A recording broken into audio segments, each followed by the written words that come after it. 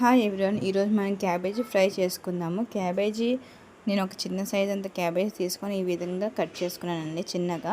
ఇంకా ఒకసారి వాష్ చేసుకుని పెట్టుకుందాము. ఇంకా మనం పెనం పెట్టుకొని 2 టేబుల్ స్పూన్స్ ఆయిల్ వేసుకుందాము. ఆయిల్ హీట్ అయ్యేలోపు తగినన్ని ఆవాలు, జీలకర్ర, ఆనియన్ రెడీ పెట్టుకుందాము. ఇంకా మనము ఆయిల్ హీట్ అయిపోయింది. 1 టేబుల్ స్పూన్ ఆవాలు వేసుకుందాము. 1 టేబుల్ స్పూన్ జీలకర్ర కూడా వేసుకుందాము. ఇవన్నీ బాగా వేగిపోవాలండి. ఒక ఆనియన్ కట్ చేసుకొని వేసుకుందాం. అలానే ఒక పచ్చిమిరపకాయ పొడవుగా కట్ చేసుకొని చిటికెడంత కరివేపాకు కూడా వేసుకుందాము. ఇవన్నీ వేసుకున్నాక ఒక 5 నుంచి 10 సెకండ్ల వరకు ఈ విధంగా కలిపారంటే గోల్డెన్ బ్రౌన్ వచ్చేంత వరకు వేగిపోతాయి. చిటికెడంత పసుపు కూడా వేసుకుందాము. ఇంకా అల్లం పేస్ట్ కూడా వేసుకుందామండి. అల్లం పేస్ట్ లేకపోతే 1 నుంచి 2 తెల్లగడ్డలు కూడా వేసుకుందాం. నేనైతే అల్లం పేస్ట్ వేస్తున్నానండి. అల్లం పేస్ట్ వేసినాక 2 సెకండ్లు ఈ విధంగా బాగా కలపాలండి, పచ్చివాసన పోయేంత వరకు. ఈ విధంగా కలుపుకున్న తర్వాత గోల్డెన్ బ్రౌన్ వచ్చేసి బాగా వేగిపోవాలండి. ఇంకా ఒక టమాటా సైజ్ అంత పెద్ద సైజ్ టమాటా బాగా మాగింది, కట్ చేసుకొని వేసుకోవాలి. మనం ఫ్రైలోకి ఎందుకు అని అనుకుంటాము, కానీ టేస్ట్ మటుకు చాలా బాగుంటుందండి. ఈ విధంగా చేసుకున్నారంటే బాగా వేగిపోవాలి టమాటా అనేది. ఒక 5 నిమిషాలు మూత పెట్టేసి వేయించుకున్నారంటే టమాటా అనేది బాగా వేగిపోతుంది. టమాటా బాగా వేగిన తర్వాత క్యాబేజీ అనేది వేసుకుందామండి. క్యాబేజీ ఎంత సన్నగా కట్ చేసుకుంటే అంత త్వరగా వేగుతుందండి. ఇంక ఇప్పుడు మనము క్యాబేజీ వేసుకుందాము. చూడండి, ఈ విధంగా వాటర్ లేకుండా వేసుకున్నారంటే బాగా వేగిపోతుందండి. ఇంకొక 5 నిమిషాలు ఈ విధంగా కలుపుకోవాలండి. మనము అల్లం పేస్ట్, ఆనియన్స్, పచ్చిమిరపకాయ అవన్నీ వేసాం కదా, అవన్నీ బాగా క్యాబేజ్కి పట్టేలాగా కలుపుకుంటూ ఉండాలి. ఒక 5 నిమిషాలు మీడియం ఫ్లేమ్లో పెట్టి. ఈ క్యాబేజీ ఫ్రై అనేది చాలా బాగుంటుందని చాలామంది ఉడకబెట్టి చేస్తూ ఉంటారు.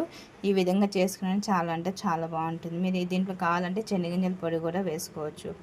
ఈ విధంగా కలుపుకున్నాక ఒక 5 నుంచి 10 నిమిషాలు మూత పెట్టారంటే ఆవిరికి ఉడికిపోతుందండి. కొంచెం సేపు ఒక 10 నిమిషాలు చూడండి, బాగా కలుపుకోండి. ఇంకా మనము ఉప్పు, కారం, మసాలా అనేది వేసుకుందామండి.